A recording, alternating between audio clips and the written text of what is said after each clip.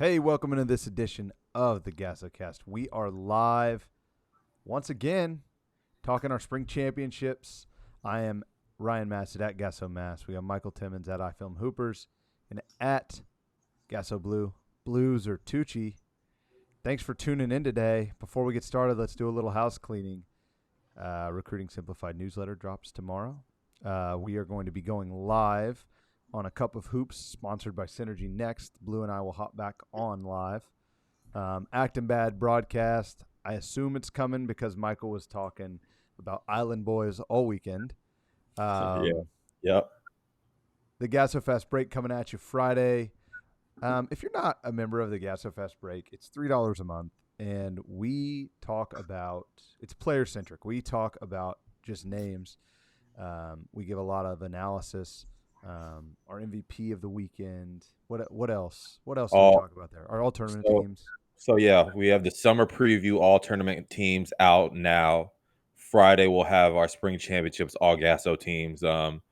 And I know Blue's add a little bit extra because that's what Blue does. But yeah, if you want to see who our all tournament teams are, subscribe to the GASO Fast Break newsletter. A lot more stuff there. Linda does a great job of, just keeping you in the know of all things grassroots. You Absolutely. got all the back issues, you got all the rankings coming up, all the ones that we've already done. So it's for $3 a month. It's pretty simple. Yep. Next event. Two cities, one GASO. We got San Antonio and Dallas on May 10th to the 12th. Then we go to live period, May 17th to 19th. We're really excited about that. It's going to be fast and furious once again. Those back-to-backs are no joke. I slept really hard the past two nights. Yeah, How about I'll you? say I'll say this about May 10th through 12th. It's the last opportunity to generate real momentum going into live period. So make sure you're playing in events where you have that real opportunity to generate that momentum. Because what Well, ends up happening is that college coaches are popping in, and if they see you playing a game, then what ends up happening is they'll go look at you on social media, and if you've played an event prior that's put you on, or you've done well and it's been publicized, college coaches are human too. What do they want to see? Oh, this guy's done it before. Okay, let me go take a look at him. It wasn't a one time or one trick pony. So make sure you're playing in somewhere where you can capitalize on momentum May 10th through 12th, because live period will be here and you want to be ready to go, all hands on deck. So I'm excited for May 10th through 12th. It's their notepad. The social media is their notepad, their cheat sheet. And I've already talked to two colleges this morning that have already told me, "Hey, I'm calling you in a couple weeks to get going on the 2025." So it's coming, guys. it's exciting time. And to even a step further than Michael, they check Twitter, and then if they're a member of our scouting service, they'll go take it a step further, see the evaluation, see the level, see all of the stuff that we got in there on you. Um, it's a fun time of year. So make sure you're following us on Twitter because we do tweet a lot. It is part of the job, and we try and talk players, recruiting, anything to help publicize you, the player, let you write the story, and then also information, resources, things that are changing, upcoming events. I saw that first TABC list drop, and I was like, hadn't seen that in a year. So I put a little quote tweet and said, "Hey guys, this is the best event of the year, and it's coming." So, yeah, make sure you're following us. Let's hop in. Okay, thoughts on the spring championships, and specifically bracket play. Like, what is the intriguing part of bracket play, and what extra element does this bring? Blue, I'm going to pass it to you first. Just the level of play just rises, doesn't it? I mean, you're playing for something. You're playing for a championship in every bracket that you start off with on that Friday or Saturday morning that you're playing. And I think that we saw a lot of the players fight through a little bit of fatigue, fight through turnovers that they may be making on the court and changing that negative into a positive. They're writing their story each and every game, and I just think that the rise of competition when you're playing for something it's just different. Michael? Yeah, every game matters. It was funny. Friday night, the Dallas Mustangs 15U squad, Amari and Hunter had to hit a game winner just to advance, and they get all the way to the championship game.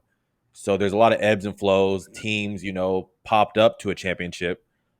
Team Temple had to hit a shot to beat second to none. Team Temple ends up winning it. So every game matters. Every team's battle tested. And when a lot of these squads that are going into their circuits or wherever they're playing at this year, um, you get a chance to come to the GASO and play high-level games and kind of navigate through that bracket. And like you talked about, there's fatigue. You may have a 9 a.m. game, but it's just not a 9 a.m. showcase game just to play. You got to bring it because whoever starts off hot at an early morning game is going to have the advantage momentum to carry you through. So it was very fun to see that, and also to see different dudes kind of take over games on these rosters. We're not just looking at the top names. Everybody on these teams that won championships kind of had to do it at some point, whether it was for a defensive stop, big threes, momentum building plays. So you get to see everybody in your roster kind of have to really show out and showcase what they offer and bring to the table. So it was fun. Yeah, it was really fun. So there were brackets, obviously. Let's talk the champions. And we'll talk first about Team Temple 17U NY2LA. Like you said earlier, you alluded to it. They had to hit a game winner to continue to advance. Their guard play was really, really good this weekend with Jet Sutton. I don't think he missed all weekend. I didn't see it. If I he didn't did, see it. No, he didn't. It's fact. Rake, It's only facts on GASOcast. Rake and Vargas, just true point guard. We talk about that a lot. That's an oversaturated term, but Rakin really showcases that. He's a table setter, but if he has the opportunity to make a play and go score, he will. Quentin Sanders, Blue, of course. Alex Scarborough, the big man whisperer. Great weekend. Yeah, go ahead, Blue. I'll go ahead, Blue. I'll say this. They were able to, once again, in bracket play, you have to win games in different ways. Rakin was doing his thing at the beginning, like he was kind of in go mode, getting his shots, but then that whole Team Temple team started shooting the crap out of it. So he turned into more of a true PG, getting everybody involved. We talked about Jet Sutton. And then when they wanted to play really fast, Quentin Sanders was just downhill, knifing through traffic, doing his thing. And in that championship game, he really showed out even more so. So just once again, what I talked about is in building up of this, that Team Temple team had to play a different style of basketball in a couple games. Obviously, they shot it really, really well, but it was good to see a lot of their prospects kind of step up to the plate and do what they do. And I think that's what I was probably in my mind referring to when you see the fatigue of guards happening on the court as the weekend gets longer. I mean, that's where Alex Scarborough really stepped up, I thought, for the 17U NY2LA team, that they just were able to get him the ball. He was hitting some outside perimeter shots. He would go inside, rebound, get a tip in, get to the free throw line. So everybody just contributed. And that was just a real, just overall solid team. As I go into Team Locked In, from Arkansas, who won a bracket. Their team starts with Antonio Jordan and Kai Liston Gill, and they can score. They're big bodies. They're fast. Jordan all weekend long was putting up some pretty good numbers. And so that team alone, they have a lot of guys that they can go to besides these two, and that they showed it throughout the weekend of how they can share the ball, and that they have multiple guys on the score sheets and just double figures. It's not just really one guy, but they're a fun team, athletic team to watch coming out of Arkansas.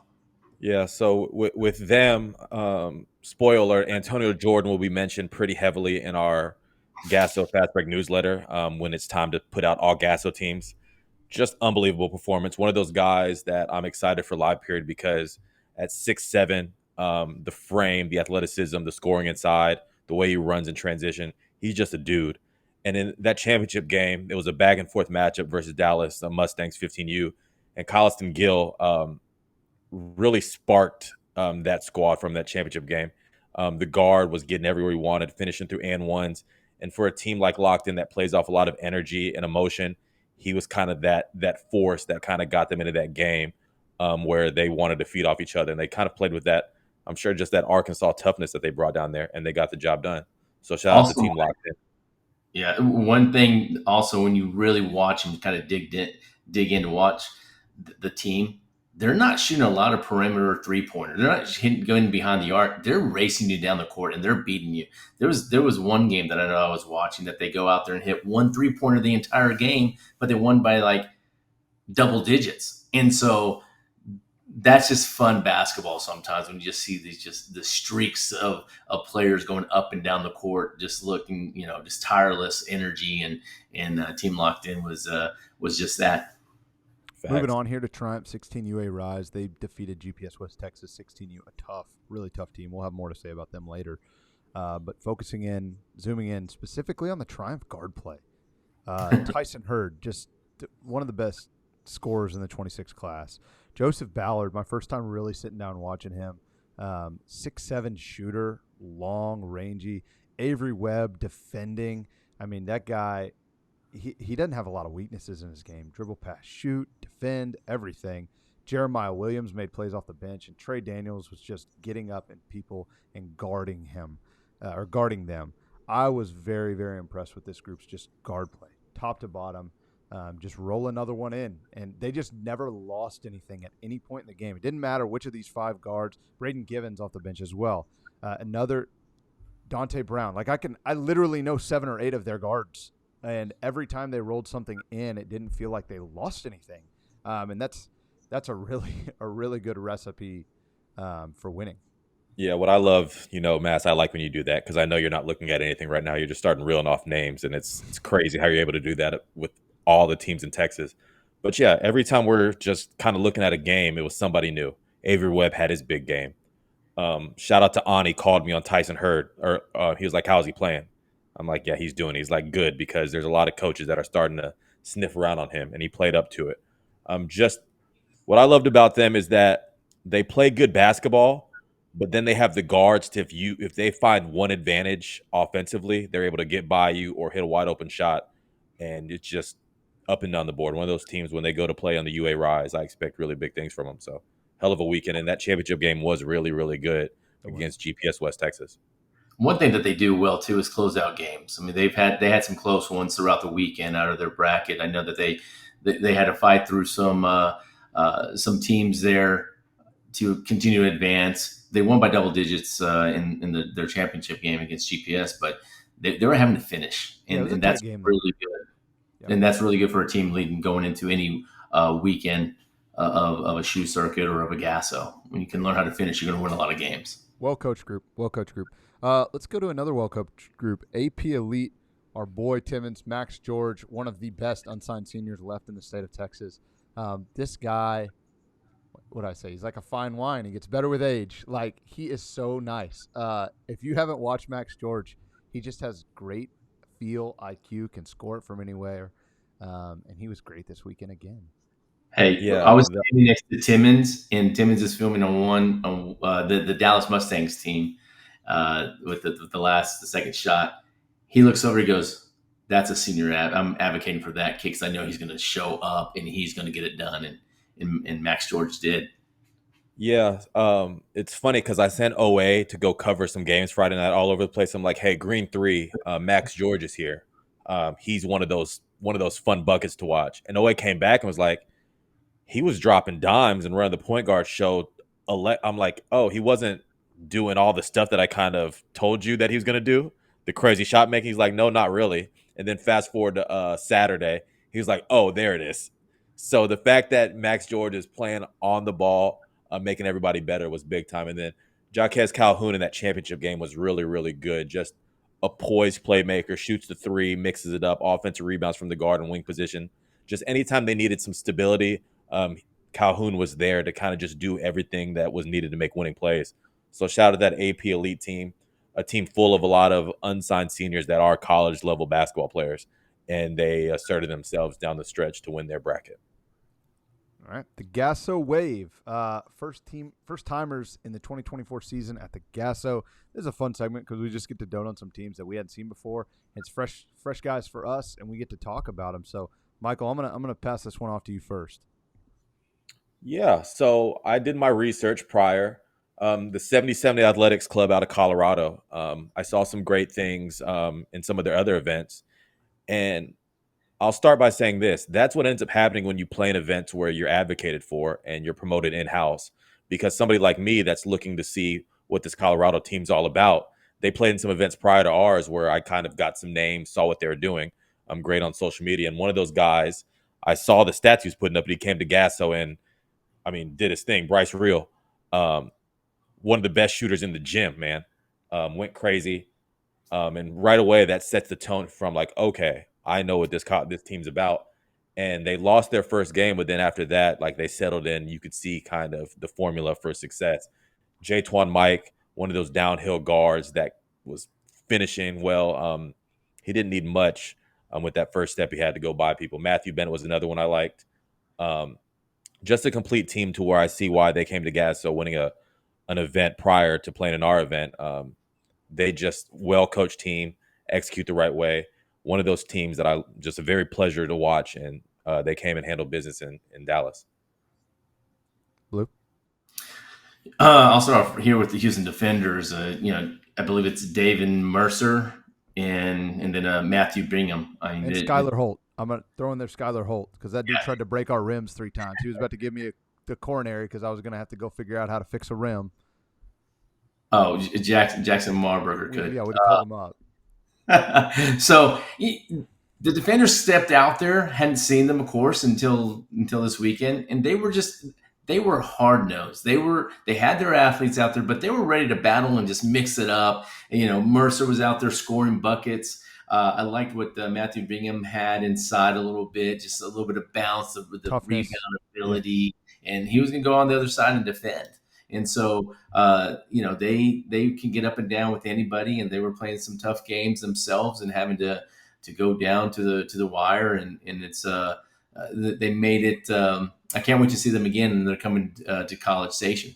Yeah, and I was going to say I cannot emphasize it enough how competitive like our quarterfinal games were. Like, if you would have shaken this bracket, this green bracket we had about 10 times, we would have had like 10 different results because we had, I think, 3 out of 4 1-point games or game-winning shots to like advance, and the Defenders were just on the precipice of making a run like that. Yeah, and I know the coaching staff won't be too happy about it, but they did have a couple slow starts. But then all of a sudden, you look in that second half and they just turn it on. So the silver lining is that, at least we have the firepower. Obviously, they would like their player, like they'll like start off hotter, but they finished the game strong. And like you would look at the score and be like, "Uh-oh," and then all of a sudden they go on a crazy run and get right back into the game. So they got the dudes to put it all together for sure. Yeah. A couple teams I like, Baller Nation 2025 and Baller Nation 2026. On the 26 group, Kenson Anderson was getting after it all weekend long. I think he was on a list of all of ours. And like I said, if you've been to a GASO, we're kind of all spread out on different courts watching different things. And in the same way, it's really fun when we all watch a game and we come back with 3 or 4 different guys. Sometimes it's fun to say, like, Kenson Anderson, everybody perks up. It's like, no, I saw that guy too. He was making plays all weekend, and that's really what happened. Kenson had himself a weekend, and I know I'm talking about him, I think, on a couple of hoops. But on the 2025 group, you had Ja'Cory Bradley, Jaden Jones, Gordon Mitchell, Josh Hall, Tyler Henry, just a fun group of guys that I'm really excited about having at the live event. It's very quality prospects. They played really hard, and Coach Crawford does a great job. Yeah, and talking to Brian Crawford, I told him, I said that he's putting a staple over there in East Texas because you kind of see this engine rolling from last year, and then he even got, I believe, even more players from that area to join him, and so he's doing a great job of really taking his Baller Nation brand and really putting a staple right there in East Texas, and then coming into the Metroplex where he's going to play some of the best competition, and then go down to Houston, and he'll be all over the place. And like you said, he'll be back at GASO for the open period. Yep. Another fun team. ATX Lockdown, 16U. Like, Coach Dion, he said it best. He goes, this is one of my more lockdowny teams. And, we've seen his teams. They've come to the GASO for the past, I can't even, longer than I've been a part of the GASO team. And I know exactly what he was saying. Share the ball, play the right way, extra passes. And they always got dudes who are skilled and that can shoot. And it just makes for a fun recipe. Levi Ball is a really high upside prospect that, y'all need to get to know. He's about 6'6" from Salado, small town. But, boy, dribble, pass, shoot. They let him make decisions, and, boy, is he good at it. Yeah, I'll take this one. It's funny because this is our GASO wave is teams that haven't played in the GASO this year. And we're so used to seeing an ATX Lockdown squad play early and often in our events. So it's funny that it's April, but Coach Dion and them do a great job. So we already knew some of the prospects coming on their roster, and they all kind of showed out just like we thought. Tate Tapkin was the one for me that shine. It's funny. His brother Teddy, 6'8", is at TOU. Tate's the guard, the 6'2", like Travis, but he kind of has the physical mindset that his older brother has. So you pair that with the shot making and the ability to get into the paint. Just one of the more productive guards, especially in that 16U bracket that we had. So shout out to you, Tate.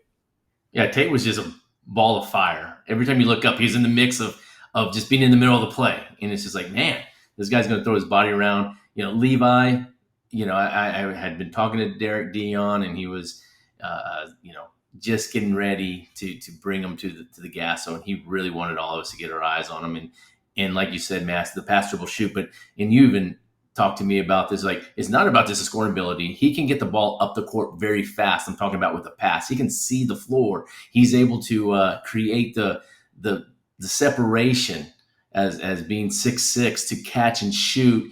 That more athletic, that kind of quicker guard running at him. He's able to just get just enough room, whether he's going to go left or right on him, to get that athlete to fly by him, and then he's knocking down threes, and then he's going inside out and scoring and rebounding.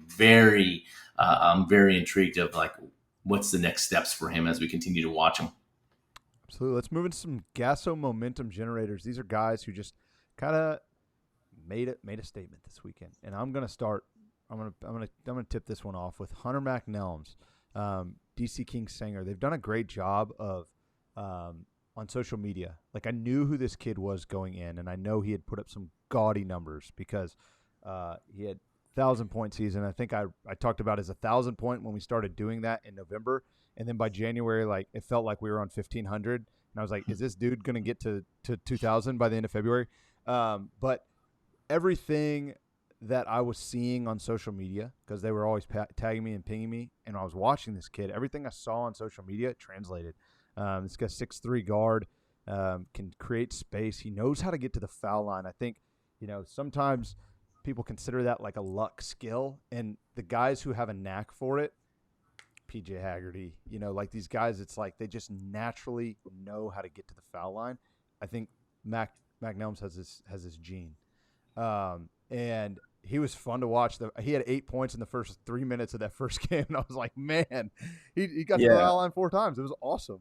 Yeah, what was crazy is that they were the team on the wrong side of the buzzer beater versus Dallas Mustangs in that first game.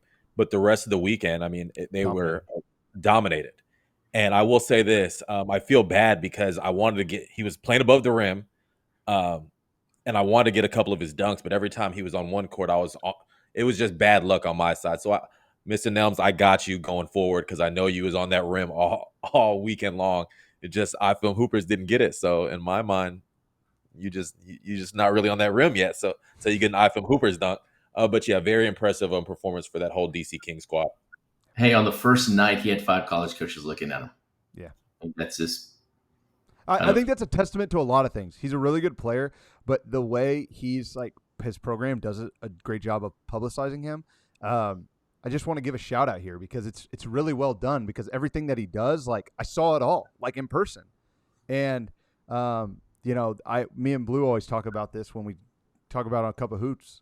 Like, your film has to translate and correlate to what position you are and what you actually do on the floor. And the story told in his highlights, it's really all you need to watch, if I'm being honest. Blue? Oh, right here, Terrence Leonard of second to none. They played YGC next Pro 16 top team. This little guy's not afraid of anybody, anything. He takes big shots. He's weaving in and out of pressure. Like, he flicks that ball up court. He just gets it. As a point guard, he gets it. He knows when he's got to get that ball up the court and get it to open players. And then there's other times, if you're going to leave him open, he's going to take a 3. And then he'll even go to the basket. And he takes some bumps, he'll take the bruises, and then he'll go knock down some free throws. And then all of a sudden, he wants to get up in your chest. He wants to be the first one on the ball defending 94 feet. Just like everything about this guy, because he's just got a lot of guts. He wants a big moment or two. When I found out he was going to Wiley, I was like, oh, great. Another one for Stephen Pierce just to wear out the state with. Like, that kid is going to make people's lives miserable on the defensive end of the ball. He's so fast laterally and gets off the floor. And like you said, he's a gamer. He was fearless. Fun to watch. Yeah, for me, I'm going with Trent Bowers, Triumph Elite 17U. No Parker Overstreet this week, so Bowers had the ball in his hands as the primary ball handler, and he's so fun to watch. His decision making, the craftiness is we already know that with the Trent Bowers. We've seen Triumph a lot this year, and he's hitting the knockdown threes, but his ability to create and transition makes him like one of those momentum generators.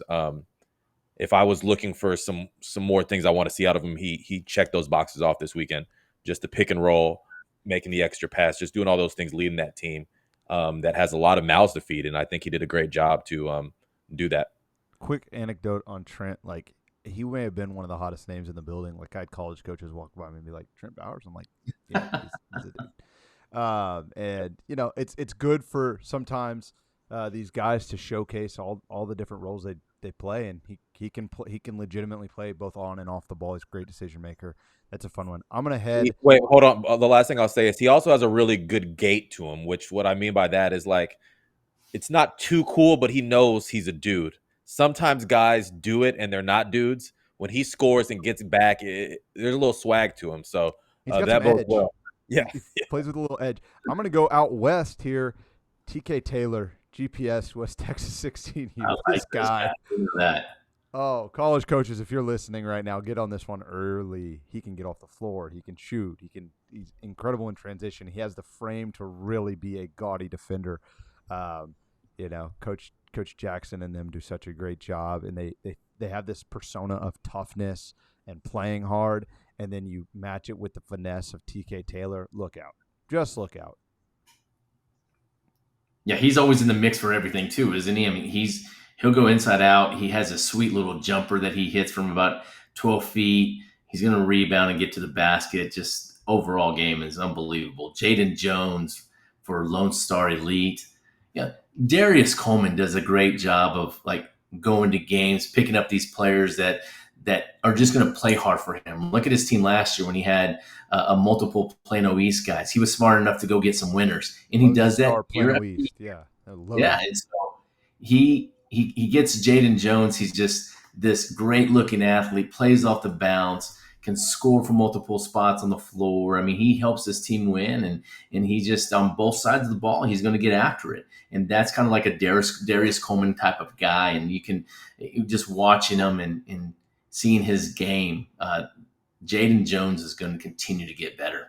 I don't know if y'all feel this way, but when I went to a Lake Dallas game this year at Coppell, and they actually played Coppell at the Coppell event, and Jaden Jones hit 6 threes. And I love when I get to see it on both sides. Like I'm like, he was a standout then. You can go fact check me. I definitely put him on a tweet. And then he was a standout this weekend, doing the same types of things, showing me it just doesn't matter. Like this kid's a player, and I love when I get to see it on both sides of the coin because it doesn't always work out that cleanly. But with Jaden, for me, it absolutely did. I got another one, don't I? Do I? No, we're moving on. Starring in the role. This is I think this is a household favorite.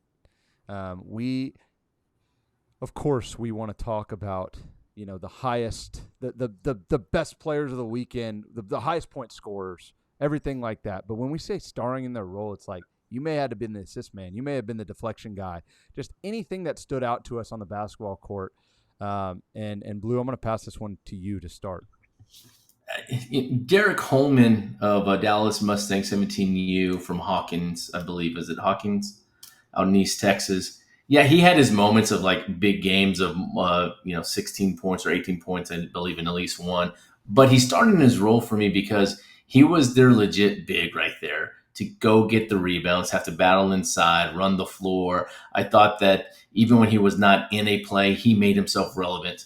And so you can see that he has some footwork and he's got some hands that he can catch that ball and then go score. I thought that really, even though he had a big game, he still had to be the guy that goes to mop up everything in all their games that they played in this past weekend. And I just like his upside.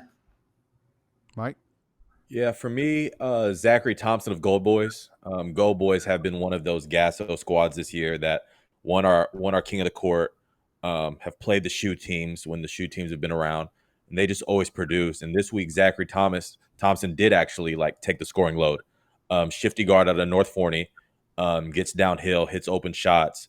Um, they relied on him a lot for that scoring punch from a guard that can mix it up and get everybody else involved. But I feel like this weekend he was a little more aggressive and was like, I got y'all. And he was able to kind of take the scoring punch on, but not overdo it. He just really had it going. So the role for him that he was starting in was, I'm going to take more of the offensive load this week. And it was very consistent across all their games. Well, I stole this one from y'all. Y'all were mad. I know I'm you glad. did. I know. Bryce Bennett, Lone Star Elite 17U, SGP. You can see it very clearly. He started in his role. He may be the most important player on that Lone Star Elite 17U team. He's getting everyone involved. He's so tough. He can shoot the ball when he needs to. He can just do so much, and he's just a table setter. When you have these guards who understand how the players tick on their team, and they can make plays for them, get them to the spots that their teammates like, it's just so valuable, and you can just tell Bryce Bennett does it all. Facts. Next gen dude. We love Yep. this one. Who's your next gen dude, Blue? Isaiah Pankey for Dallas the Fam, next elite. That's a mouthful, but No, that's our senior advocate. Nope, Next gen dude. nope, Next gen nope. dude. No, oh, you said next gen. Okay, let's back that up. Let's edit that right there. So next gen. That's what we usually do. We'll pause it, and then my dog will bark, and like 10 other things will I happen. scrolled down too far, and so anyway, Next gen dude. Amari Gata from SA Premier 17U. Like this guy, he's 5'6". I'm looking at him dead in the eye when I go up and take his picture, and this guy is just a little gym rat out there. Like you can't, if you lose him, you just gave up a 3-pointer basically. You can't lose track of this guy. He's everywhere on the court when he has that ball in his hands. You can't stop him because you don't know if he's going to penetrate or just stop and pull up for a three. Like this guy has just a fearless basketball game, and then he'll go and he'll lay it in at the hoop because I think he makes people feel uncomfortable because he's looking for the three. He's looking for the three, and as soon as that defender thinks they have him pegged, he can just get by guys. You know, he got some wiggle that he's going to go to the rim and go finish. I mean, there was one where multiple games that he hit 4 to 6 3-pointers. I mean, he just gets going, and he's not gonna stop until he just punishes you from the outside. Yeah, he'll be he has on that my edge, Mike. He has that Yeah, edge that you talk about, like I belong. I'm the best player here. Like I love it. Yeah, he'll be on my acting bad broadcast, but not for the scoring. There's a segment I do on the other side of the ball that I have the film to prove it also. For me, we mentioned him earlier, but I got to mention him again. Kenton Anderson, Baller Nation NXT 2026. We saw him at our Next Gen camp earlier this spring, and when I saw him walk in the gym, I was like, he was really good at our Next Gen event, and he got right to it. He's one of the reasons why I started talking that Island Boy stuff. Got really, really busy, and it was a consistent busy. So to the 370 people watching right now on our live stream, Kenton Anderson was one of the Island Boys of the week, and you'll see it on my Next Gen event or on my Acting Bad broadcast. Just a really, really bad dude, lefty. And when you got a bag and you're a lefty, it always looks really, really pretty. Yeah. It looks pretty. He was all over the place defensively too. Like he was legitimately picking up 94 feet. He would like score and just stare at him and get a steal and score and stare at somebody. He was awesome. I'm gonna go with James McCall Spears, Dallas Mustangs, and they have dudes all over the court. The 15U Mustangs. This guy comes in, instant impact. He is gigantic, like 6'8", just like he's just a big dude. And he goes and grabs a rebound, lays it back up, grabs a rebound, and I walk over to Blue. We were on separate sides of the courts, and I'm so glad he was there because anytime there's a big man, I'm going to go get validation from Blue. I was like, this cat. And he was like, oh, yeah, that cat. He's good. And, just making plays left and right. And that's a name that needs to be on your radar of the 2027s. James McCall Spears, Dallas Mustangs 15U. He hit a turnaround jumper from like the mid-post fadeaway. I was like, what the heck is that? Yeah, this guy, he's going to be a player. Yeah, I'll so much. I'll add a bonus one of Marion Hunter.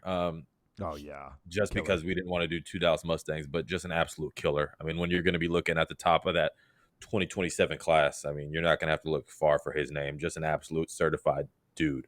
Certified. Didn't he average like 14 points a game as a freshman at Carter? I saw him have a 20-point game.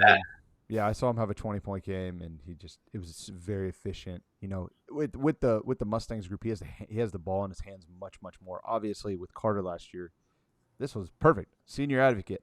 I'm going in to talk about Cole Williams anyways, but you've got a guy like Cole Williams, chance per year, Daniel Thomas, a lot of mouths to feed for a really talented group, and Marion was just ridiculously efficient and really good. It's fun to see him on the ball now too. So to our senior advocate, Cole Williams. Coaches, I've been advocating for him behind the scenes. I'm just a fan of Cole Williams. He's like a walking triple-double. He can pass the ball. He can rebound. He can guard. And he gets downhill, and he's so strong with his body. This kid, we're going to be looking back a few years from now and be like, well, the writing was on the wall here.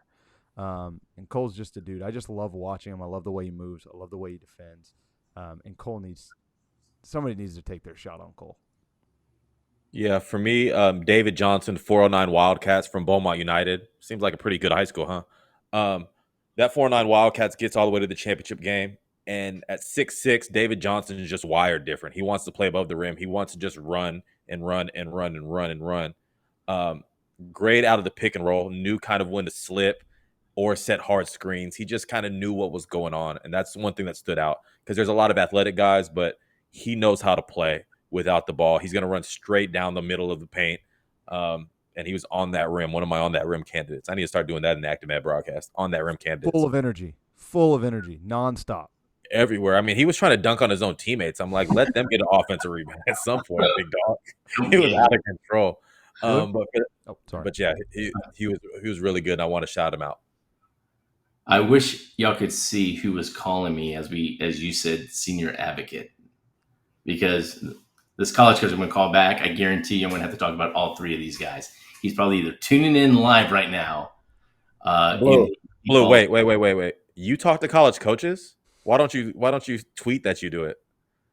Okay, so right here, Isaiah Pankey from Dallas the Fam Elite. Next, now I get to talk about him. I mean, he's out there just doing his thing. I mean, he's physical as a point guard. He's going to be able to knock down the three. He's just pesky on defense. You know, he's a Waxahachie kid that he just understood how to play, how to win, and he's bringing that out. Obviously, he's looking for he is getting offers, you know, from Division IIs and some JUCOs. He's gearing up for that next step, which I believe that he is a Division I point guard, and so. You know, he flashed it this weekend, and in a couple of weeks, I'm sure he's going to be able to showcase himself and hopefully get that D1 that he's looking for. Well, hey, I didn't see the game, but I was describing Pankey to someone, and I was like, yeah, man, he knows how to get people involved. He can really, really guard. And then I walk over to their score sheet, and I didn't see the game, so I didn't actually tweet about him, but he had 30. He's just carving people up out there. So it was never like in that Waxahachie group, again, a lot of mouths to feed, really talented group. It was never about, this should show you who the type of player he is. It was never about scoring. It was about winning, and he was going to set his team up for success. And just to know that he has that in his bag is really fun, and it shows a new layer of his game, and I'm glad he's playing and showcasing that as an unsigned senior. Yeah, he always did like enough to where you left the Waxahachie game being like, if somebody was like, how was Isaiah Pankey? You'd be like, actually, he made a lot of plays down the stretch. It was never the loudest thing, but in the moments that mattered, he was making those winning plays, whether it was a three that they needed after kind of a drought or just an attack and kick to their guys. I mean, he was just always relevant. Yep, that's a good one. New kids on the block, prospects who, you know, we weren't necessarily too familiar with, maybe heard a name, finally put the game with the name and watched them. Who was that for you, Blueser? Adrian Blueser. Yeah. That's what I call him around the office. Adrian Brantley, that's why I didn't flinch. Adrian Brantley, Joe Little Athletics, 17U team, and he just goes out and plays basketball. And, I like those kind of guys. It's time to defend. I'm going to defend. Goes on the offensive transition side. If he's open, he takes shots. He's smart with what shots he's going to take. He recognizes when he's at a disadvantage against a defender, and he'll give the ball up. But I mean, he's hitting little mid-range jumpers. He'll go inside, use a couple pump fakes, score at the basket, get back on defense, uses athleticism. Just a well-rounded player with all the right skills.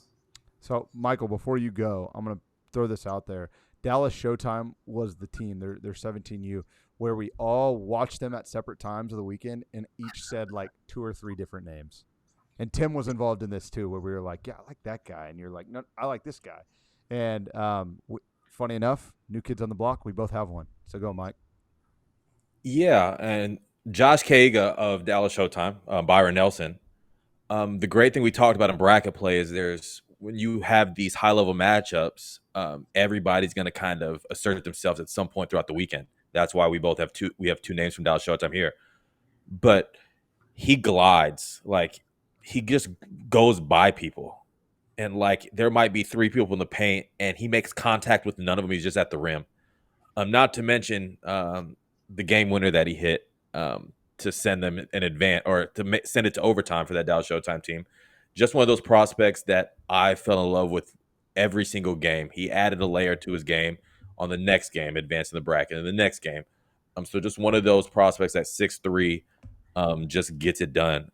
Can shoot it really well, but as soon as you're like, oh, he's a good shooter, you're like, dang, he gets to the rim very easy. So shout out to you, Matt. And Michael just like he froze for a second, so I thought if we would have dropped him, we were going to go up another 70 or 80 people viewing. Oh, so. We are one away from our record here. We're at 428. We did 429 last week live. 430. We're here. Perfect. Welcome, 430. I'm going to go with Trey Fulcher, Dallas Showtime. Great, strong build, great base, wide shoulders, and then just all over the place on defense. He had the ball in his hands a lot. This Mansfield Legacy, like names from Mansfield Legacy just keep popping up at the GASO for me. And I like him, and Trey's no different. I saw him score, getting to the rim, physical finish. I saw him make a 3. Saw him do a lot really well, and then I saw the body and how he moved, made some plays defensively. Definitely a player that I'm very eager to see again because I think Trey fits a lot of what some of these college coaches are asking for at the point guard position. All right, don't wait. This is a fun segment for us because their recruitment just needs to pick up. Period. End of story. So we're just going to say a couple names and give a little breakdown of why their recruitment needs to go up. Blue? Yeah, Vontae Sanders of YGC Pro 16 on the 17U. He was taking instruction from his coaches, which makes him coachable. He's playing more of the wing at 6'6", 6'7". My goodness, he looks fantastic. I'm not going to sit here and say that he went out there and scored 15 or 20, but you can just see in the flow of the game that guy's going to be able to guard multiple positions, as I've said before when he was at Sherman High. He's going to be able to defend, maybe a little bit of inside out because of his length, but he just gets up and down the court with ease, which is going to translate into easy buckets and for him to be able to set up and score within that mid-range area all the way out past the 3-point line. That's good. Mike? Yeah, for me, Jared Cox affirm. At some point, just the consistency he has in our GASOs, a double-double machine, productive as just one of the more productive guys that we have at 6'6".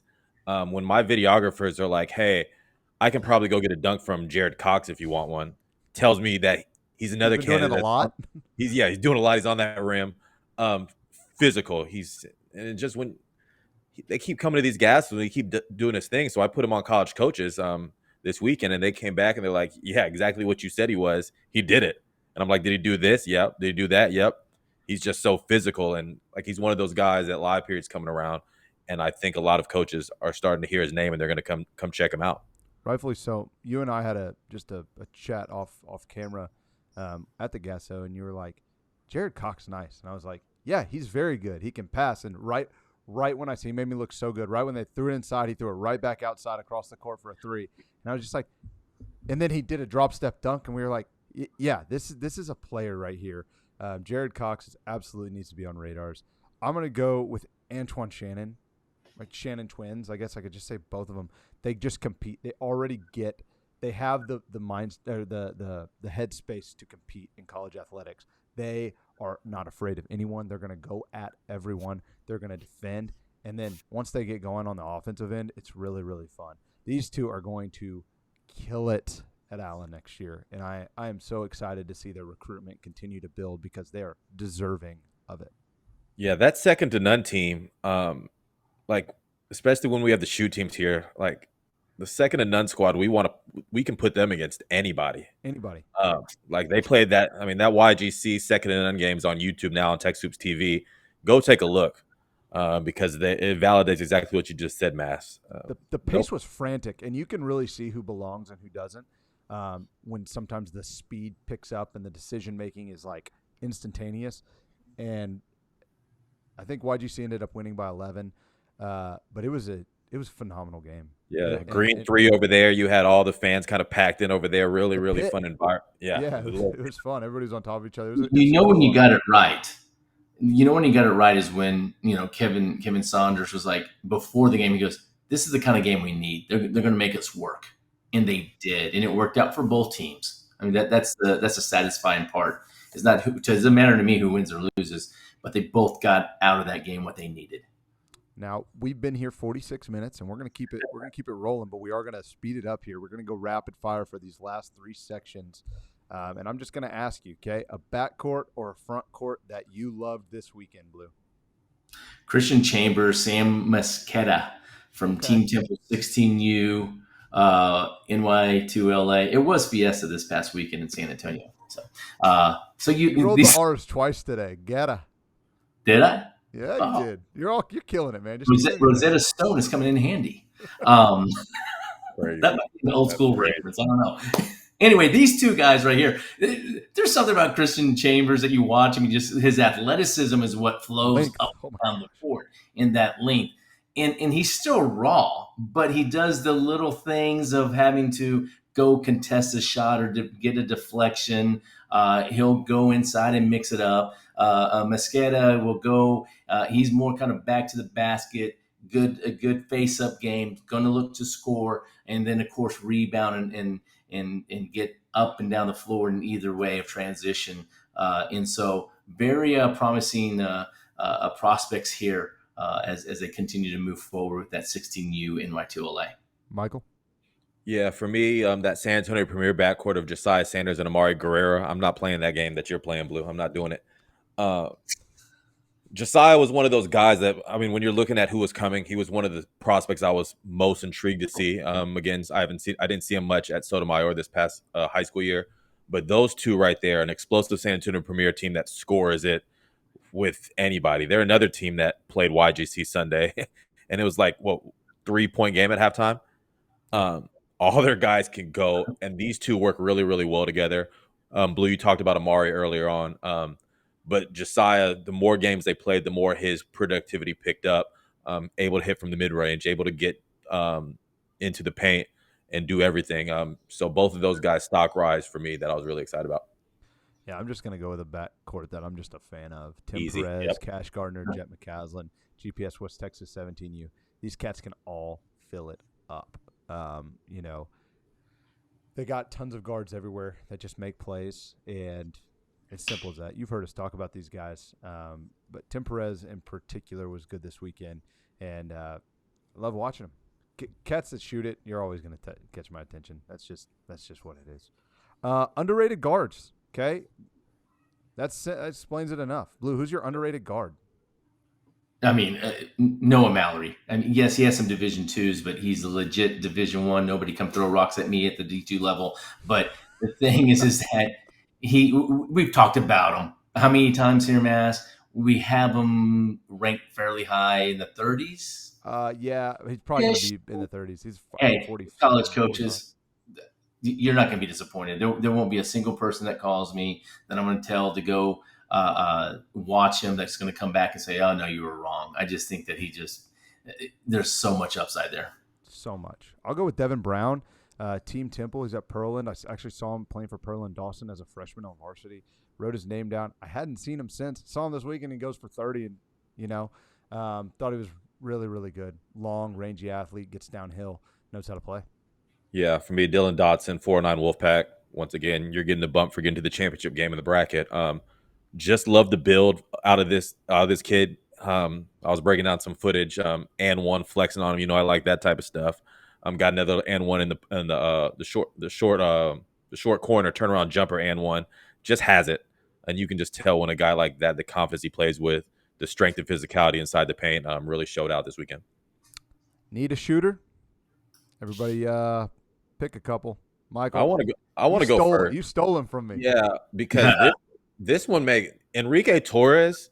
Holy crap, man! I mean, I did something on Acting Bad called E for effortlessly, and he shoots it so. It's just like he's like it's. I don't want anybody to take this the wrong way. He shoots it so easy that it's like he doesn't even care or doesn't even think.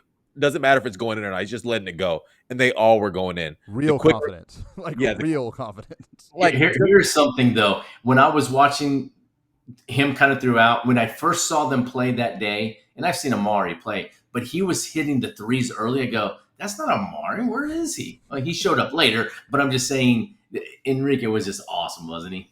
Yeah. That first round matchup, San Antonio Premier versus Triumph, was a dogfight. And Triumph was like, who is this kid hitting all these shots? Because Triumph almost got beat in that game. But Enrique Torres, we almost needed to buy some new nets on blue too. No doubt. I'm going to go with Ethan Lucero from Drive Nation 17U. He had a 7 3-pointer game. Anytime you're over 5, like, we're taking note. And then Jet Sutton, I already mentioned him. Like I said, I don't think he missed this weekend. Golly, pure stroke as they come. And finally, on blue court too again, Michael, Cohen Collins and Blake Marshall from 7070 Elite from Colorado. Between the two of them, I don't know who had 7 and who had 6, but count them up. That's 13, and I believe that they needed all of those points because in that particular game, I think they won by 6 or it wasn't double digits. So they needed those guys to score it, and they did. Love it. To all 524 of you that tuned in live, we are very appreciative. We're smashing records over here at the GASO. Y'all need to go back. Y'all need to go back to work. Y'all taking a long lunch watching it. Thanks for joining us. I'm at GASO Mass at iFilm Hoopers. I did it the wrong way there. At GASO Blue and at iFilm Hoopers. Thanks for joining us, and we will see you next time.